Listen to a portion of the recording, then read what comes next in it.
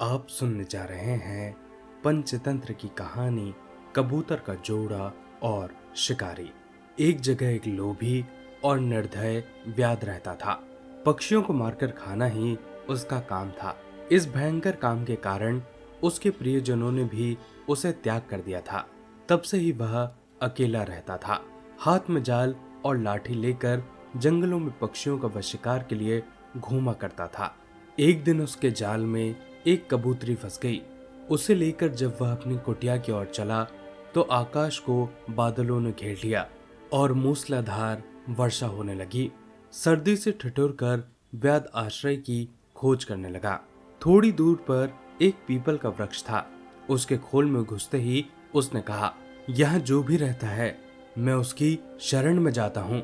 इस समय जो मेरी सहायता करेगा मैं उसका जीवन भर ऋणी रहूंगा।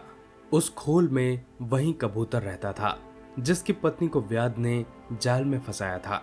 कबूतर उस समय पत्नी के वियोग से दुखी होकर विलाप कर रहा था। पति को प्रेमातुर पाकर कबूतरी का मन आनंद से नाच उठा। उसने मन ही मन सोचा, मेरे धन्य भाग हैं जो मुझे ऐसा प्रेमी पति मिला है। पति का प्रेम ही पत्नी का जीवन है। पति की प्रसन्नता से स्त्री जीवन सफल होता है। मेरा जीवन भी सफल हुआ। यह विचार करके वह अपने पति से बोली, पतिदेव, मैं तुम्हारे सामने हूँ। इस व्याध ने मुझे बांध लिया है। यह मेरे पुराने कर्मों का फल है। हम अपने कर्म फल से ही दुख भोगते हैं।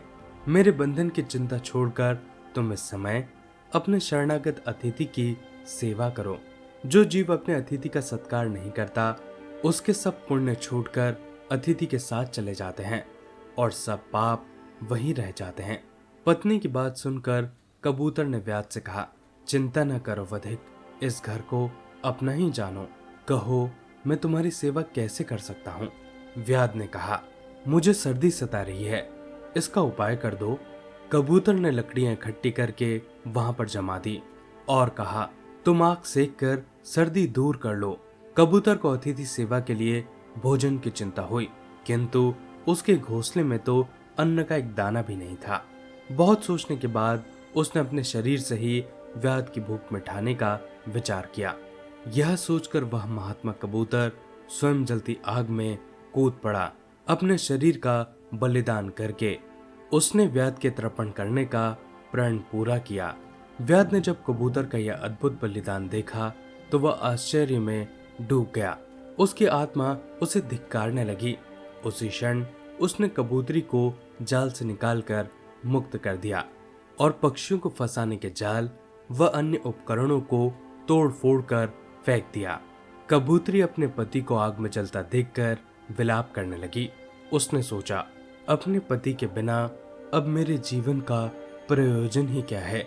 मेरा संसार उजड़ गया। अब किसके लिए मैं प्राण धारण करूं। यह सोचकर वह पतिव्रता भी आग में कूद पड़ी। इन दोनों के बलिदान पर आकाश से पुष्प वर्षा होने लगी और व्याध ने भी उस दिन से प्राणी हिंसा छोड़ दी। दोस्तों, ये थी पूरी कहानी। आप सुन रहे थे पंचतंत्र की कहानी कबूतर का जोड़ा और शिकारी।